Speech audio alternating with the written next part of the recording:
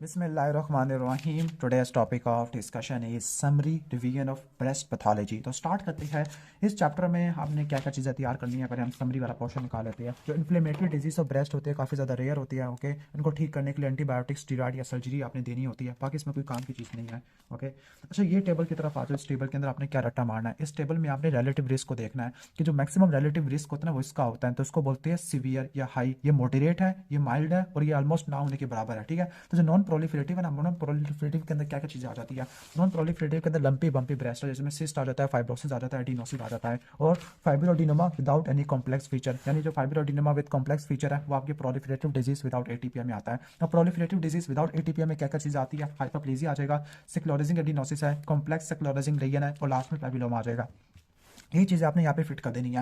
लेकिन यहाँ पे फाइब्रोएडिनोमा विद कॉम्प्लेक्स है, बाकी प्रोलिफरेटिव डिजीज विद एटीपी है, तो इसमें एटिपिकल डक्टल हाइपरप्लेजिया और एटिपिकल लोबुलर हाइपरप्लेजिया आ जाएगा। और रट्टा मारना है कि यहाँ पर तकरीबन कितना आपको देखने को मिलेगा। यहाँ पर 1 है, यहाँ पर 1.5 से लेकर 2 है, यहाँ पे 4 से लेकर 5 है। ओके, और यहाँ पे 8 है। इन शॉर्ट आपने डबल करते रहना, पहले एक को डबल करो, दो को डबल करो, चार को डबल करो, 8। इस तरीके से हमें रट्टा मारना होता है। जो बिनाइन एपिथेलियल लेजन होती है कोई सिम्टम नहीं कराती, लेकिन मेमोग्राफी के अंदर कैल्सिफिकेशन या डेंसिटी प्रोड्यूस कर देती है। ओके, मेजोरिटी प्रीकर्सर नहीं होती कैंसर का, लेकिन वो बता देना कि यहाँ पर रिलेटिव रिस्क 1 का आ रहा है। ओके, अब इसकी क्लासिफिकेशन है depending upon the subsequent risk है। यानी जो प्रोलिफरेटिव डिजीज विदाउट एटीपी है, इसका 2 टाइम होता है, उसका 4 टाइम होता है, उसका 8 टाइम हो जाएगा कार्सिनोमा इन साइटू का। क्लियर। बाकी हम आ जाते हैं इस इक्वल टेबल की तरफ, वो है risk factor for development of breast cancer. तो जो रिस्क फैक्टर होते हैं ना, उसको आपने रट्टा मारना है, 3 में डिवाइड करना है। पहली बात के पहले तो 4 आ जाएगा, फिर 2 से लेकर 4 आ जाएगा, फिर 2 से लेकर आपको कम देखने को मिलेगा। अब जो 4 है इसको याद करना थोड़ा सा मुश्किल होता है, लेकिन मैंने आसान बना दिया है। कैसे आसान बना दिया है, अगर आपको याद है कि मायोकार्डियल इन्फार्क्शन के अंदर एथेरोस्क्लेरोसिस के अंदर जो रिस्क फैक्टर थे जो हमारे नॉन मॉडिफाइबल थे, बस आपने उसको याद रखना है। उसमें एज थी तो यहाँ पे आ जाएगा इंक्रीजिंग एज, उसमें जेंडर था, उसमें फीमेल जेंडर आ जाएगा, उसमें हिस्ट्री थी तो हिस्ट्री को 2 में डिवाइड करेंगे, फैमिली हिस्ट्री को और पर्सनल हिस्ट्री को। फैमिली हिस्ट्री में फर्स्ट डिग्री रिलेटिव है, यंग एज है या मल्टीपल कैंसर, और लास्ट में आ जाएगा जेनेटिक्स। वहाँ पे भी जेनेटिक्स थी, यहाँ पे भी जेनेटिक्स है, तो यहाँ पे germ line mutation with high penetrance है। इसके बाद आ जाओ आप रिलेटिव रिस्क मॉडरेट वाला, तो मॉडरेट के अंदर रट्टा मारना है FMR। एफ से क्या हो जाएगा, फैमिली हिस्ट्री आ जाएगा। ओके, ठीक हो गया, फर्स्ट डिग्री रिलेटिव आ गया। एम से आपका आ जाएगा म्यूटेशन, जर्म लाइन म्यूटेशन लेकिन मॉडरेट पेनिट्रेंस की, और आर से आ जाएगा रेडिएशन आ जाएगा, खासतौर पर चेस्ट की तरफ radiation at the young age है। और जो रिलेटिवली कम होते हैं ना, तो उसका जो निमोनिक है लीन हैप है। लीन से एल से क्या होगा, एल से क्या होगा, लेट मेनोपॉज होगा, अर्ली मिनार्की आ जाएगा, एब्सेंस ऑफ ब्रेस्ट फीडिंग आ जाएगा, नली पैरिटी आ जाएगा। एस से आपका हो जाएगा ओके, एस से हाई अल्कोहल कंजप्शन आ जाएगा। ओके, ठीक है। इसके बाद ई से आपका आ जाएगा एक्सोजीनस हार्मोनल थेरेपी, पी से फिजिकल इनएक्टिविटी और पी से पोस्ट मेनोपॉजल ओबेसिटी। तो आपके रिस्क फैक्टर हो गया। दोबारा बता दूं, जो हमारे लो है ना, लो उसका निमोनिक है लीन HEPP।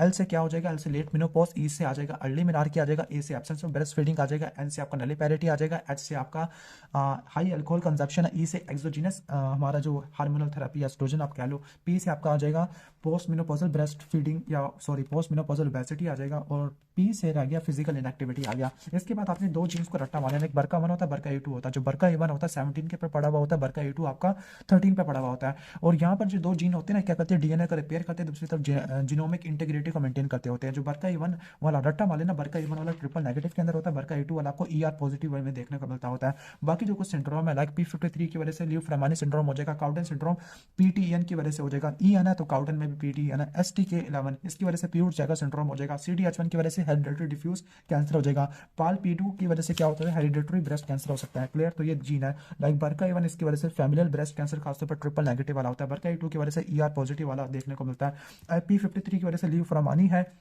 उसकी वजह से भी ER पॉजिटिव HER2 पॉजिटिव आ जाती है। PTEN ये ब्राइन ट्यूमर में देखने को मिल सकता है, STK11 ये प्यूर जैगर सिंड्रोम में आ जाएगा, CDH1 ये आपको किस में देखने को मिलता है, गैस्ट्रिक कैंसर में। इसमें कौन से आ जाते हैं, लोबुलर टाइप कैंसर देखने को मिल सकती है। क्लियर। और जो हमारा पाल P2 है, इसमें आपको हेरिडिटरी ब्रेस्ट कैंसर देखने को मिल सकता है। और रट्टा मार लेना पाल P2, यानी इसमें भी 2 है और इसमें भी 2 है, तो जो 2 वाले ना, इनकी बायएलीलिक म्यूटेशन की वजह से फैनकोनीमिया हो सकता है, जबकि इसकी बायएलीलिक म्यूटेशन की वजह से एटेक्सिया टेलेंजेक्टेसिया हो सकता है। और इस डायग्राम को, इस टेबल को आपने कभी भी नहीं मिस करना, इसको मिस कर दिया पूरा चैप्टर खत्म हो गया। तो ये इस डायग्राम में, इस टेबल में क्या क्या चीज़ें बताई हुई है, इसमें आपको 3 पाथवे नजर आ रहे हैं ब्रेस्ट कैंसर के। तो पहला ब्रेस्ट कैंसर का पाथवे ER पॉजिटिव, दूसरा आ जाएगा HER2 पॉजिटिव, और तीसरा ट्रिपल नेगेटिव है। जो आपने रट्टा बताया था ट्रिपल नेगेटिव के अंदर बरका A2 की म्यूटेशन थी। ओके, उसमें P53 भी आपको देखने को मिल सकता होता है, P53 और बरका A1 था, बरका A1 था और P53 आपको देखने को मिलता है। इसकी जो प्रीकर्सर लेकिन उसको P53 सिग्नेचर करते हैं, सब कन्वर्ट हो जाएगी DCIS के अंदर, और DCIS की वजह से ट्रिपल नेगेटिव हो जाएगा। ओके, इसके बाद आ जाओ बरका A2 की तरफ, बरका A2 की म्यूटेशन की वजह से फैमिलियल कैंसर हो जाएगा, मिलेगा, इसके अलावा 1Q और 13, 1Q और 16Q का लॉस देखने को मिलेगा। तो बनेगा फ्लैट एपिथेलियल एटीपिया। इसके बाद एटिपिकल डक्टल हाइपरप्लेजिया, फिर DCIS है, यानी आपको उसके प्रीकर्सर लीजन देखने को मिल रही है। 1Q 16Q PIK 3C है, ये आपने रट्टा मार लेना है, ठीक हो गया। जबकि दरमियान वाला इसमें क्या होगा, दरमियान वाले में P53 म्यूटेशन होती है, इसका कोई प्रीकर्सर नहीं होता, लेकिन इसका प्रीकर्सर P53 था। इसका प्रीकर्सर पहले फ्लैट एपिथेलियल एटीपिया, फिर atypical ductal hyperplasia, lobular hyperplasia, फिर DCIS बन गया, फिर इन्वेसिव कैंसर में कन्वर्ट हो गया। तो उम्मीद है कि आपको डायग्राम समझ आ गई होगी। अब हम आ जाते हैं टेबल की तरफ। तो इस टेबल में आपको 3 में डिवाइड किया हुआ है, ओके। ये क्लासिफिकेशन है मॉलिक्यूलर सबटाइप, जो कि जेनेटिक प्रोफाइलिंग ऑफ mRNA पे डिपेंड करती है। अब इसको 3 में डिवाइड कर दे, लुमिनल HER2 पॉजिटिव और ट्रिपल नेगेटिव, लुमिनल ए और लुमिनल बी। ए में हाई प्रोलिफरेशन होती है, ए में सॉरी स्लो लो होती है, जबकि इसमें क्या होती है, हाई प्रोलिफरेशन होती है। जो लुमिनल वाले होते हैं 50 से लेकर 65 होते हैं, ये हमारे 20% होते हैं, हमारे सबसे रेयर होते हैं, यानी सबसे कॉमन हमारे ये वाले होते हैं। इसमें भी हमारा कौन सा कॉमन होगा, लुमिनल ए वाला ज्यादा कॉमन होगा। लुमिनल ए लुमिनल बी HER2 इनरिच हो जाएगा और बेजल लाइक आ जाएगा। अब इसकी तरफ आ जाते हैं हिस्टोलॉजिकल पैटर्न की तरफ। इन दोनों में क्या देखने को मिलेगा, इसका मिमोनिक होता है PTML। पी से क्या हो जाएगा, पेपिलरी आ जाएगा, टी से ट्यूबुलर आ जाएगा, ओके। एम से आपका म्यूसिनस आ जाएगा, एल से आपका लोबुलर। लोबुलर में भी ग्रेड 1 और ग्रेड 2, जबकि ग्रेड 3 यहाँ पे आ जाएगा। और इसमें आपको एपोक्राइन EMS का मिमोनिक है, एपोक्राइन और माइक्रोपेपिलरी। और इसके अंदर क्या देखने को मिलेगा, मेडुलरी, मेटाप्लास्टिक, सिक्रेटरी, इन्फ्लेमेटरी, ये देखने को मिलते हैं। अब ये वाला जो है ना कैंसर, ओके, ये आपको ओल्डर वुमेन में देखने को मिलता है, ये आपको यंगर में देखने को मिलता है, ओके। और ये वाला आपको बर्का E2 की वजह से देखने को मिलता है, ये वाला आपको बर्का E1 की वजह से देखने को मिलता है, ओके। और ये आपको ओल्डर में देखने को मिलता है, इसमें कोई म्यूटेशन नहीं लिखी हुई। जबकि ये वाला आपको P53 की वजह से देखने को मिलता है, ठीक हो गया। और बाकी जो सबसे गंदा प्रोग्नोसिस है ना, वो HER2 वाला का होता है, ओके। यानी इसका अर्ली और लेट पीक्स देखने को मिलती होती है, ठीक है, ओके। तो ये तो आ जाएगा हमारा, आपको समझा दिया पूरा, ये पूरा मैकेनिज्म है। तो यहाँ पे पढ़ लेते हैं कि breast cancer is the most common noun skin malignancy होती है। इसके रिस्क फैक्टर में स्पोरेडिक कैंसर में एस्ट्रोजन स्टिमुलेशन और एज आ जाती है। हाई रिस्क जीन कौन कौन से होती है, बर्का E1, बर्का E2, P53 की वजह से कौन सा सिंड्रोम था, लीफ रोमानी सिंड्रोम था। जो ब्रेस्ट कैंसर के जो क्लस्टर, उसको 3 में डिवाइड कर दिया, मॉलिक्यूलर, लुमिनल ए, लुमिनल बी, HER2 ट्रिपल नेगेटिव, जिनका बायोलॉजिकल और क्लिनिकल फीचर है, ठीक हो गया। तो बाकी HER2 है, HER2 में क्या होता है, HER2 की ओवर एक्सप्रेशन होती है, HER2 इनहिबिटर को रिस्पॉन्ड करते हैं, जो कि ट्रस्टुज़ुमाब होता है, ओके। जो ट्रिपल नेगेटिव होते हैं ना, ट्रिपल नेगेटिव वाले, ओके, जिनमें कोई ER PR नहीं होता, तो इसमें DNA रिपेयर में या जीनोमिक इंस्टेबिलिटी में मसला होता है। लाइक बर्का E1 हो गया, P53 हो गया, उनका पुअर प्रोग्नोसिस होता है, रिलेटिवली पुअर प्रोग्नोसिस होता है, ठीक है। तो आपने रट्टा मार लेना। उसके बाद नेक्स्ट जो हमारा टेबल, ये तो हो गया अच्छी तरीके से। बाकी मॉर्फोलॉजी को मैं नेक्स्ट में एक्सप्लेन कर दूंगा, ठीक है। बाकी इस टेबल की तरफ आ जाते हैं। अब यहाँ पे जो प्रोग्नोस्टिक और प्रिडिक्टिव फैक्टर है, ये बात रट्टा मार लेना कि जो प्रोग्नोस्टिक प्रिडिक्टिव फैक्टर है उसको 2 में डिवाइड करेंगे, ट्यूमर बियोलॉजी, और इसके अलावा क्या आ जाएगा हमारा ट्यूमर साइज आ जाएगा, ट्यूमर एक्सटेंट आ जाएगा, related to the tumour extent और related to the tumour biology है। अब इनके जो यहाँ पे अच्छे लिखे हुए हैं, इस पास पेपर में ज़्यादा अच्छे लिखे हुए हैं, तो हम इसको यहाँ से पढ़ लेते हैं, ओके। कहाँ चले गए,